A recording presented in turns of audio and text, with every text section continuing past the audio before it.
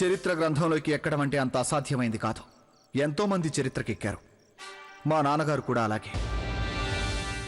మాకు కూడా అక్కడ చోటు కావాలనుకుంటున్నాం.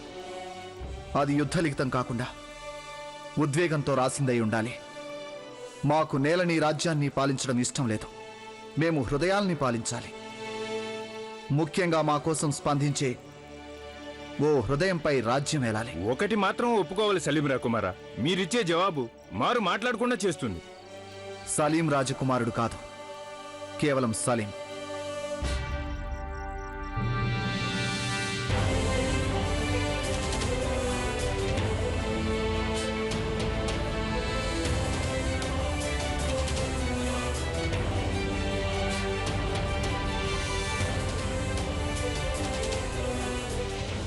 మీకంటూ అసలు హృదయమే లేని రోజులు ఎలా గడిచాయో.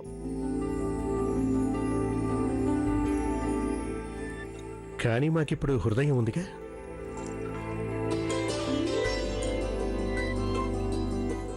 ఇప్పుడు ఆ హృదయపు తునకి మా దగ్గరికి తిరిగి రాబోతోంది. ఈసారి వారసుడు గారు తిరిగి వస్తారనుకుంటాను. అవును, ఆయన చాలా లావెక్కిపోయారంట. అవునా? అవును, రాకుమార్ దానియల్ చిన్నప్పుడు ఎలా ఉండేవారో ఇప్పుడు అలాగే ఉన్నారట. అంటే వారి కోసం షహిన్షా గారు పెద్ద గద్దె చేయించాలన్నమాట.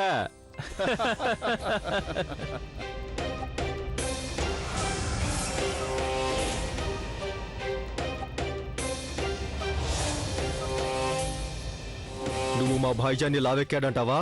కరుణించండి హుజూర్, మాకు ఎవరో చెప్పిన సంగతే మాట్లాడుకుంటున్నాం.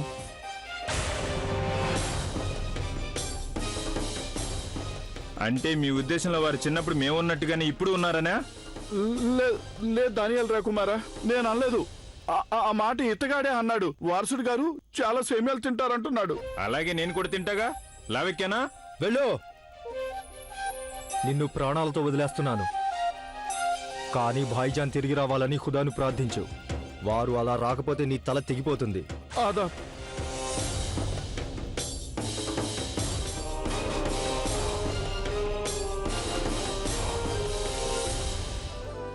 మనిషి అంటే సంతానం మాత్రమే కనగలడు, కానీ సంతానం తలరాత మనిషి రాయలేడు.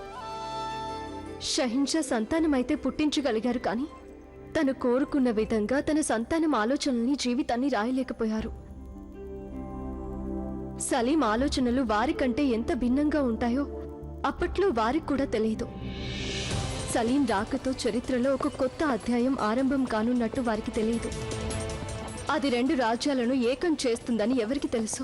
ప్రజల్ని ఏకం చేస్తుంది తప్ప సొంత కుటుంబాన్ని విడదీస్తుందని ఎవరికి తెలుసు? చరిత్రలోని అత్యంత విచిత్రమైన గాథ ఆరంభమయ్యే తరుణం అది. ఇప్పుడు ఇక రాజా మాన్ సింగ్ ఏం చెప్పదలిచారు మీరు? తొందరపాటు ఎందుకు చేశారు సలీం రాకుమారా? మాన్సింగ్ బావా, మీరు మర్చిపోతున్నారు. మేమిక్కడ సలీం రాజకుమారులం కాదు, ఒక సాధారణ వీరుణ్ణి. ఏదైతేనేం సలీం సైనికుడైనా రాకుమారుడైనా, కానీ ఈ విధంగా శత్రువులపై దాడి జరపటం పెద్ద పొరపాటు సలీం. కానీ ఈ యుద్ధం ఏళ్ల తరబడి సాగింది. వేలాది మంది సైనికులు చనిపోయారు.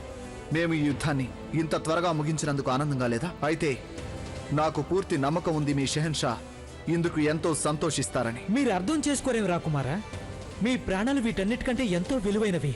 అది తప్పు మాన్సింగ్ బావు గారు. యుద్ధం చేసే ప్రతివాడి ప్రాణం విలువ ఒక్కటే. మేం ఒంటరిగా వెళ్లి సైనికుల ప్రాణాలు కాపాడినందుకు సంతోషంగా ఉంటుంది. ఈ యుద్ధం కనుక మీ పద్ధతిలో జరిగితే ఎంతో కాలం ఎంతో మంది సైనికులు ప్రాణాలు కోల్పోయేవారు. నిజానికి మీరు చాలా సంతోషించాలి, మేము షెహన్షా గారికి అంతటి నష్టం వాటిల్లకుండా చేసినందుకు. వారు మీకు తండ్రి అవుతారు సలీం. ఈ సంగతి ఇంకెప్పుడైనా మాట్లాడుకుందాం బావగారు. మాకు సెలవిప్పించండి. ఆగండి రాకుమారా, షెహన్షా గారి వర్తమానం అందింది. ఇప్పుడు మీ విద్యాభ్యాసం పూర్తయింది కనుక వారు మిమ్మల్ని తిరిగి రమ్మన్నారు. వారి ఆజ్ఞానుసారం మనం వెంటనే ఇక్కడి నుంచి బయలుదేరి ఆగ్రాకి చేరుకోవాలి. ఇంకో వర్తమానమా? ఈ 7 ఏళ్లలో షెహన్షా గారు ఎన్నో వర్తమానాలు పంపించారు, కానీ ఈ సైనికుడు వాటిని తిప్పి పంపించడం జరిగింది. ఈసారి కూడా దాన్ని తిప్పి పంపించండి. మేమక్కడికి రాదలుచుకోలేదు. ఉండండి సలీం, ఈసారి మీరు తిరిగి వెళ్ళక తప్పదు రాకుమారా. ఎందుకంటే ఈసారి వర్తమానం తెచ్చిన వ్యక్తిని మీరు నిరాకరించలేరు. ఏం జరిగింది? మీరెంత చిరాకు పడుతున్నారెందుకు? తమరి ప్రియమైన షెహన్షా మమ్మల్ని ఆగ్రాకి తిరిగి వచ్చేయమంటున్నారు. కానీ ప్రతిసారిలాగే ఈసారి కూడా మేము వెళ్ళదలుచుకోలేదు. అంతేకాక మేము ఏమాత్రం ఆగ్రాకి వెళ్ళకూడదని నిర్ణయించుకున్నాం.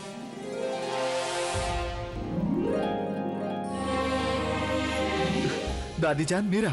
మీ దాదీజాన్కి సలాం కూడా చెప్పరా మీరు? సలాం దాదీజాన్.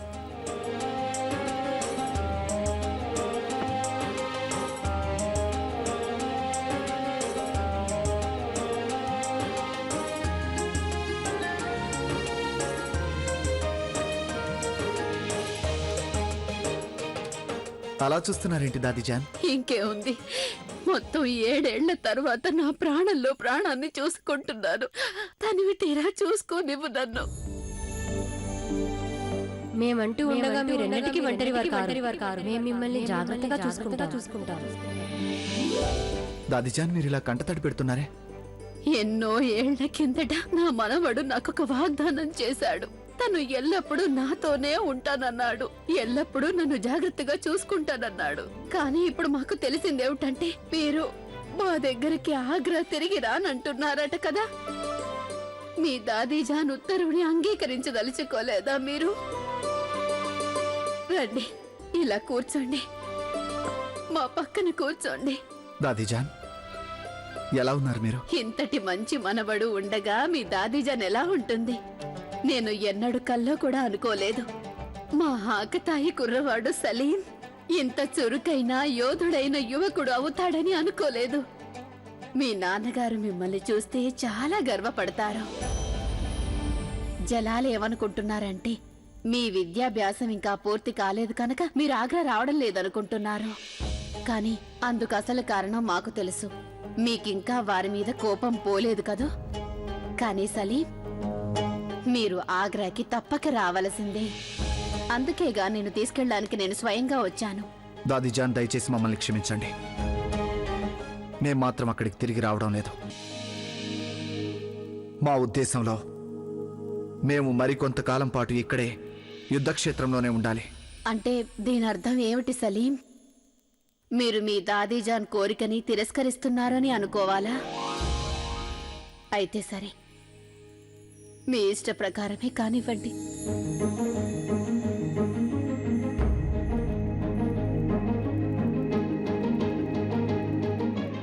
దాదీజాన్, వృద్ధాప్యంలో అందరికీ చేతికర్ర అవసరం అవుతుంది. మా మనవడు మాతో ఉంటే నాకు దాని అవసరం ఉండదని అనుకున్నాను. కానీ ఇప్పుడు తను లేకుండానే నేను ఆగ్రాకి తిరిగి వెళ్లాల్సి వస్తోంది. దాదీజాన్ మీరు ఆగ్రాకి తిరిగి వెళ్ళడం ఖాయం. కానీ అందుకు మీ చేతికర్ర అక్కర్లేదు. మేం మీతో పాటు వస్తున్నాం.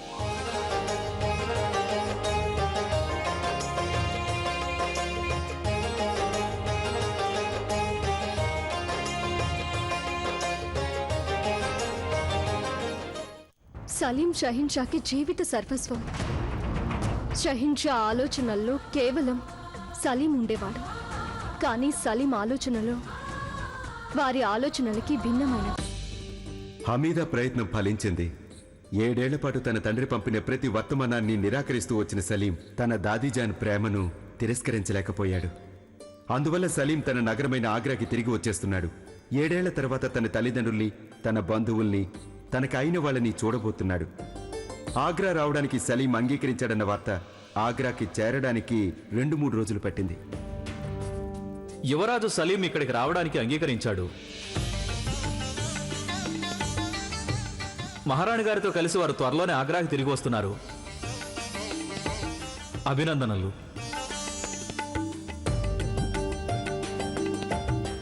ఇది నిజంగా చాలా ఆనందకరమైన వార్త. వారసుడు వస్తున్న సంతోషంలో వారి ఆహ్వానానికి ఏర్పాట్లు చేయించండి. మొత్తం ఆగ్రా నగరాన్ని పెళ్లి కూతురులా సింగారించండి.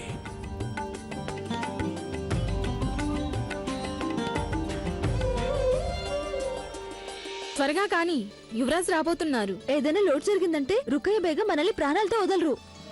నువ్వు లేకుండా సలీం ఇన్నేళ్లు ఎలా ఉండగలిగారో నాకు తెలియడం లేదు. నువ్వు కూడా సలీంని కలవాలని ఎంతగానో ఆరాటపడుతున్నావు కదూ.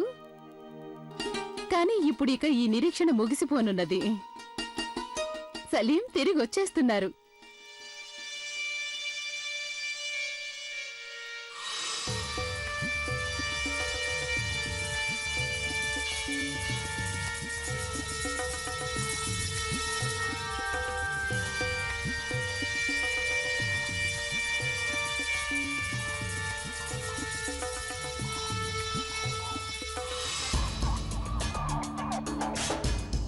ఇక తేల్చుకోవలసిందల్లా తన బాల్యంలో నేను చేసిన అలవాటు ఇప్పటికీ సలీంకి అలాగే ఉందా లేదా?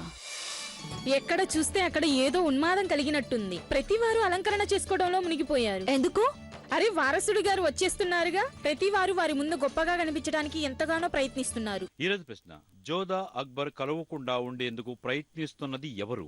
ఏ రుకియా బేగం, బి మహామంగ. అయినా జోధా బేగం రాజపుత్ర వంశంలో పుట్టి మొగలాయి షెహన్షాని వివాహం చేసుకున్నప్పుడు మరి నేనెందుకు చేసుకోకూడదు? సలీంకి ఎవరు బేగం అవుతారో వారే మహారాణిగా కూడా అవుతారు. సలీంకి బేగంని కావడం ఒక్కటే నేను కంటున్న కల. వారిని ఇంతవరకు ఎవరూ చూసుండకపోవచ్చు. అయినా వారు షెహన్షా జలాలుద్దీన్ మహమ్మద్ అక్బర్ కి కుమారుడే అవుతారుగా. అవునులే, చూడ్డానికి కూడా వారు అలాగే ఉండి ఉంటారు. అందంగా, ఆకర్షణీయంగా, ఆసక్తికరంగా. సరే కాని సలీం రాకుమారునికి ఉంగరాల కురులు ఇష్టమా లేక పొడవైనవా?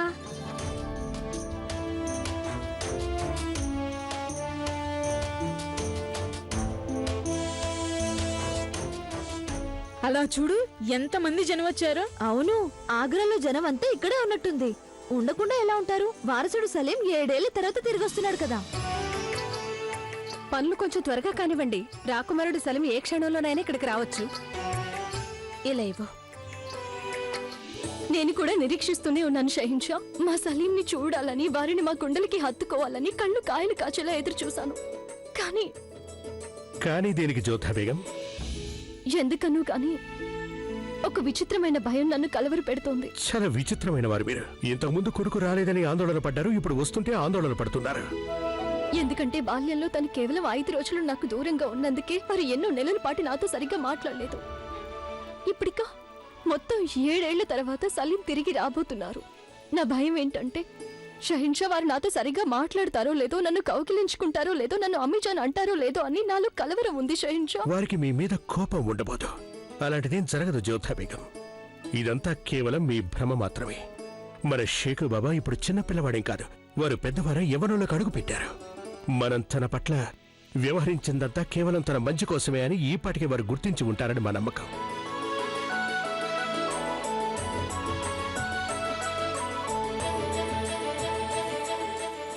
మీ ఈ చిరునవ్వులే మమ్మల్ని బంధించేశాయి.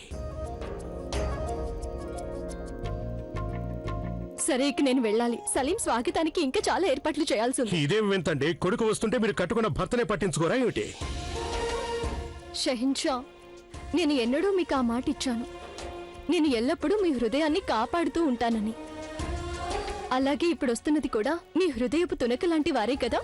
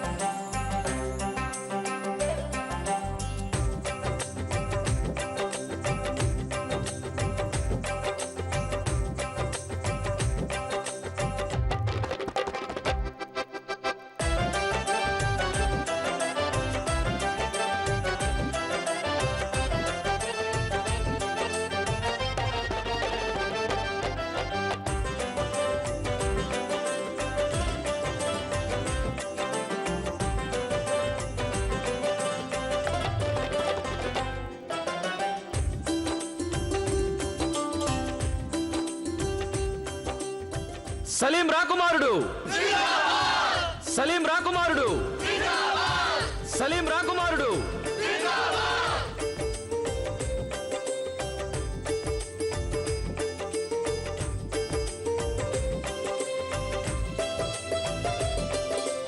మొగలాయి సామ్రాజ్యం జిందాబాద్! సలీం రాకుమారుడు!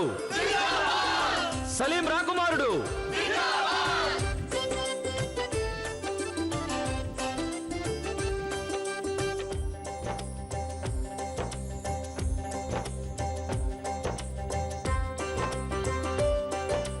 సలీం రాకుమారుడు! సలీం రాకుమారుడు! సలీం రాకుమారుడు!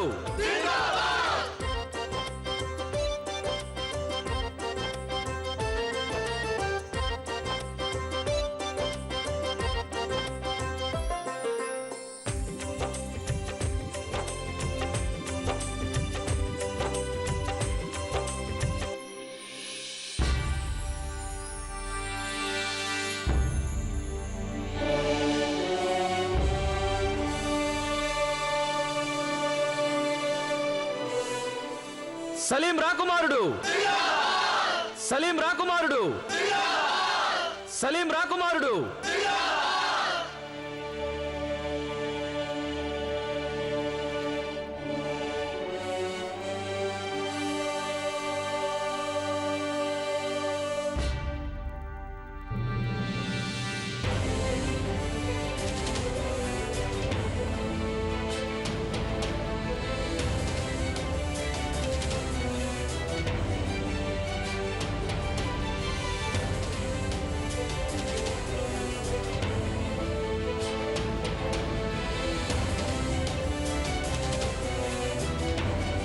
సలీం రాకుమారుడు సలీం రాకుమారుడు సలీం రాకుమారుడు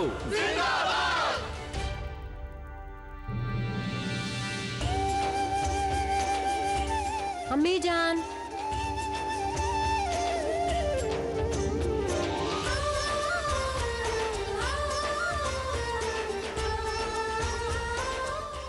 మేము వచ్చేసాం అమ్మీ జాన్.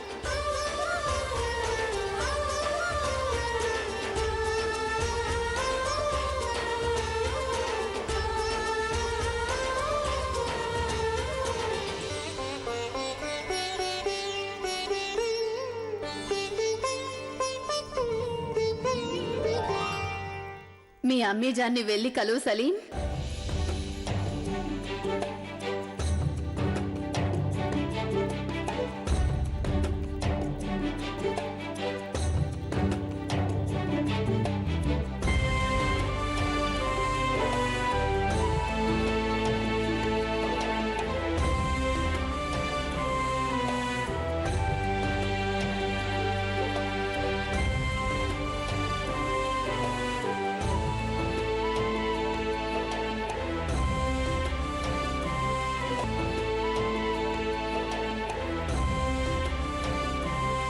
ఈరోజు ప్రశ్న, జోధా అక్బర్ కలవకుండా ఉండేందుకు ప్రయత్నిస్తున్నది ఎవరు?